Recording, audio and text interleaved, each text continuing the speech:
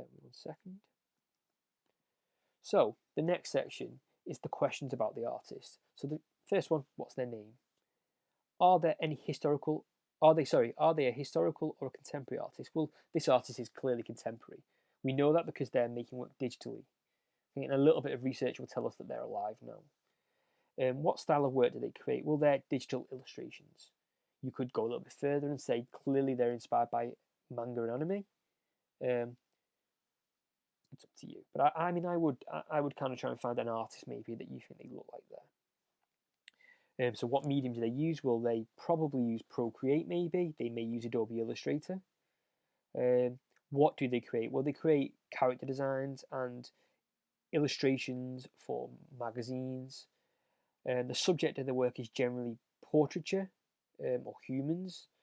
Do the outcomes look realistic, simplistic, photographic? Well, they are simplistic representations of humans. Okay, do they use colour? Yes, they use lots of colour. We talked about how they use white to create something stand out, how they use warm colours, which creates more of a positive vibe, and maybe cooler colours to represent a slightly different vibe. If historical, do we know anything about the time period? So if we're looking at an artist that was making work in the past, is there something happening in the past? If we're looking at an artist now, so this artist, for example, is clearly inspired by manga art, and actually, I think that makes sense because it's a really popular art form in the current world.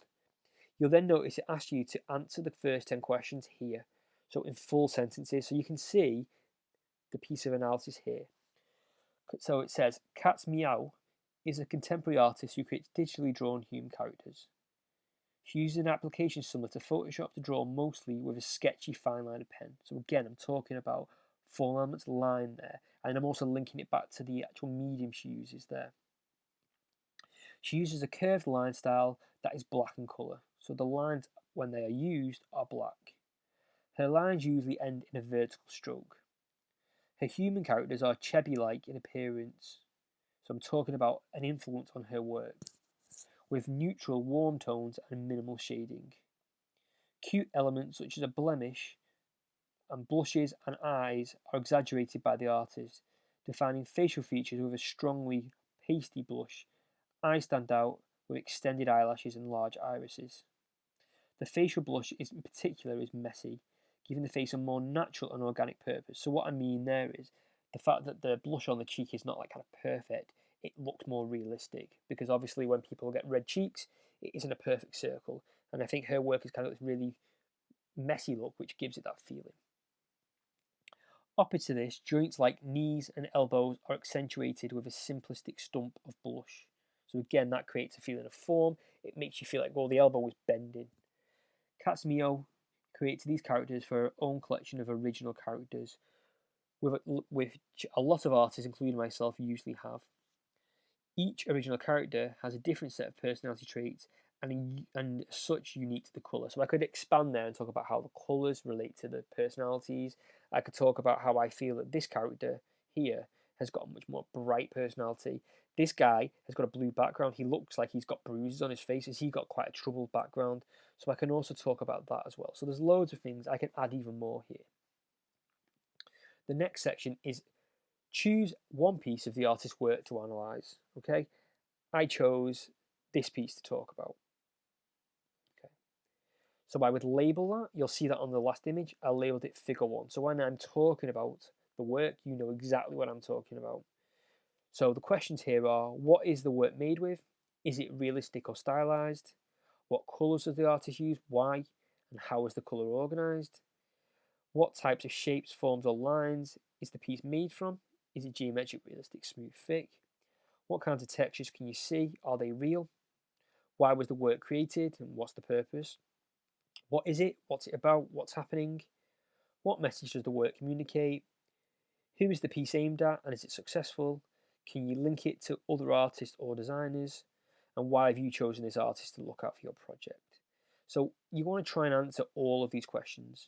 And again, it says here about putting into a paragraph underneath. You can see my paragraph here, and it's full sentences and a full paragraph. So I'll read through it.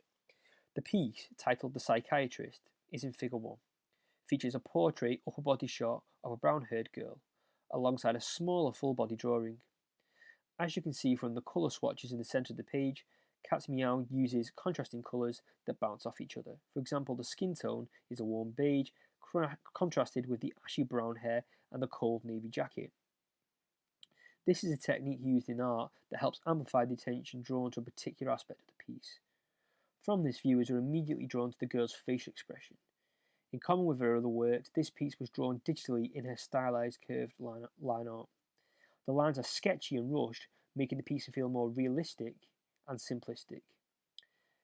Her base colours have a smooth, plastic-like visual texture with minimalistic shading and contrast between light and dark space. Similarly to the other artist's drawings, this psychiatrist is laid out on a page like a character reference sheet, so that's the purpose, as the subject is shown from more than one angle. The word Sango is written, which is presumably either the name of the character or palette that she used. The colours of the centre are used to quickly grab and use on other pieces, or to show what can be created with a small range of tones. Based on the title and the outfit the girl is wearing, we can assume she worked as a psychiatrist for some association. Her facial expression is bleak but neutral, suggesting one of her personality traits might be moody. The artist doesn't exactly aim their work at a particular target audience, but it would be suitable for all considering the nature of her art, cutesy, and there's no gore or violence shown. One artist I could link Cat's Meow is Katsun, a trans female artist that creates storytime animations on YouTube. Like Cat's Meow, she uses curved line art, flat base colours. Her videos are narrated with her voice, and all her animations feature the main original character. So you can see that they are the two sections completed. The section that's talking about the artist and their process, and the second one talking about a particular piece of art, which really gives you the opportunity to break down all the former elements. Then the next job is to present that. So you can see here, I've used the images that I'd already collected here, but I've also collected some additional images. It's laid out well. We've got the name of the artist. We've got analysis, and it's split into the two sections. And we've got examples of their work. We can see that the top image is the image that I've spoken about here, and I've labeled it. Okay, so I know exactly what I'm talking about in the work. Hopefully that will give you some guidance on what I'm looking for and the quality and the amount of analysis that I'd expect from you. Next week, we're going to be looking at doing another developmental page for our second artist, Outcome 1.